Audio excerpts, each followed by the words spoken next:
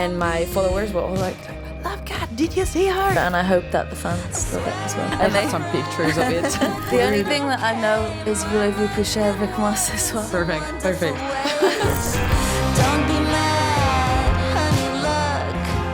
Very nice to meet you. My name is Charlotte. I do some content creation about pop culture, music, and now we are going to do a quick interview, which will be very cool. Okay. I know that you really like to be in Paris. Can you tell me more about it? Like, you have an attachment with France. I saw with the fans yesterday. Yeah, I just always love to come here. I have friends here, and yeah, a lot of the songs on the album are inspired by people that I've met in Paris. Yeah, stories that I've lived in this city. I've been drawn here since I was very young. I think you should listen to that, you know, when a city's calling you. Can you tell me something in French? Oh God. Even if it's deep, it's like a No, the word. only thing that I know is voulez-vous coucher avec moi ce soir? Perfect, perfect.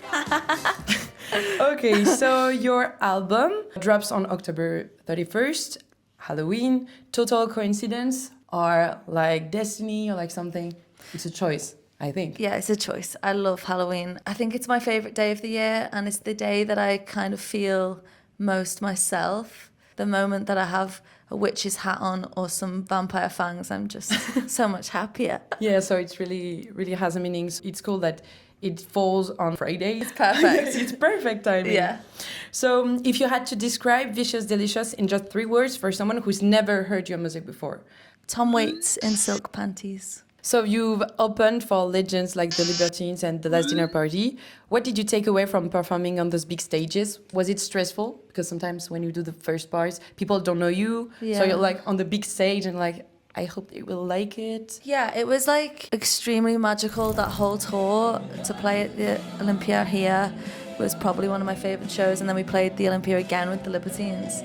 So it's become sort of this place that I'm hoping one day that I get to come for a headline show. Last Dinner Party was our first big support, and we had a very skeleton crew. We'd just come from the pub to playing to like 5,000 people in Berlin, and we didn't have any in-ears, and like we didn't have anything remotely professional, but it was so fun. And yeah, I'm so proud that we managed to convince a few of their fans to listen to our music. That's really cool, I guess. And I think it's a challenge because the public is not the really nice one. I think it's hard to have the heart and they like your music. So that's a huge challenge that you took. Their fans are really cool. And I love how everyone was so dressed up every night. You said Vicious Delicious is all about your transformation. What's changed the most about you since your first single, Matador? I don't know whether I've changed at all. I think the things around me have changed. Now I'm aware that there's people listening. Before Matador, I was making music for me, and it's suddenly strange to then go in the studio knowing people want that song because they've heard it at a show. It's a total shift from making secret music. So yeah, that's something to get used to, and how to like balance thinking about yourself and also respecting the audience that wants something. That's pretty interesting to hear. Your fans are seriously devoted. What's the craziest or coolest thing a fan has ever done for you? I mean, there's a lot. Even last night we played, and the gifts that I received was crazy. They gave me a huge French flag with my face on it, and they signed it. Someone made me a Coraline doll. My sound engineer was totally terrified by this doll. It was for Coraline because I saw that and I was like, oh, it looks like Coraline. Yeah. That will be my costume this year. The other mother. That. I would do that today, this night. We have the Instagram party and I will do the other mother. Amazing. Yeah, I with really the like button eyes. Yeah, I have the glasses and I put some stickers to do like so white cool. dots. Yeah. I didn't know that it was for Coraline. I was like, oh, it looks like it. Yeah, creepy as fuck. It's creepy, but it's so cool. You played a ton of festivals, including Rock en Scène in France. Yes. That's actually where I first heard you. I was like, who is that? And I knew Youssef.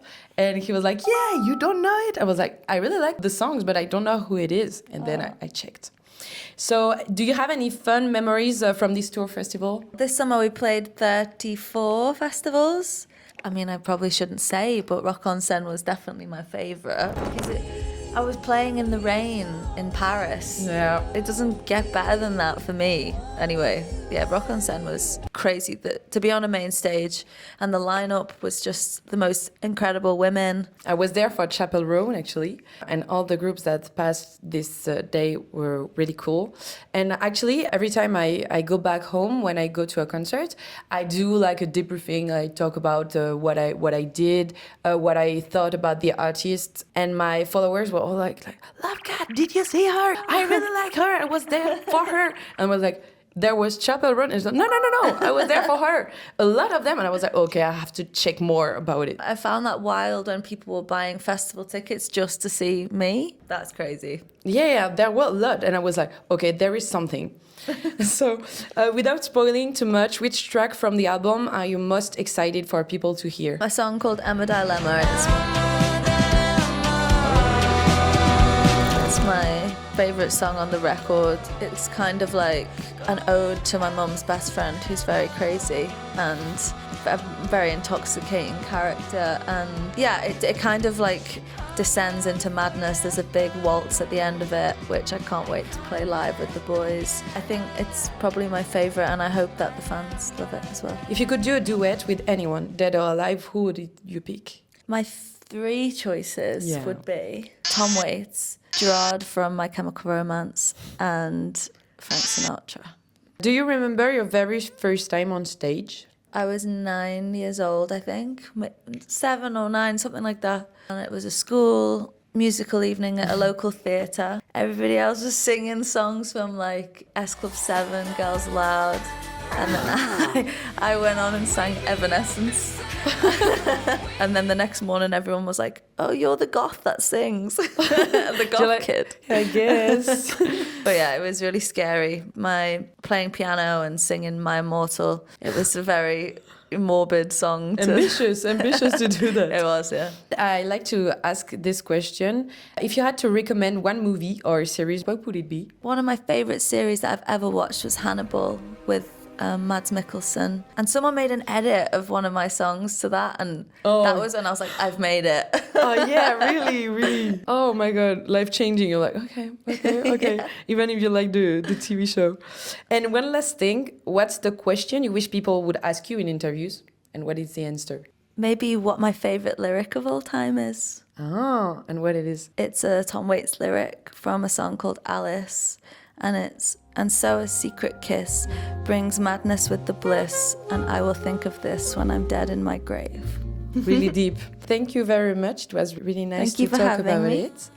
I have something that is just here. Oh my god. Oh my god, Destiny. This is an album. I don't know if you know it. It's so crazy holding this. Is it possible for you to sign it? Of course. I didn't want to ask you yesterday. I was like, we will do it tomorrow. And then you can pose, we will do a picture.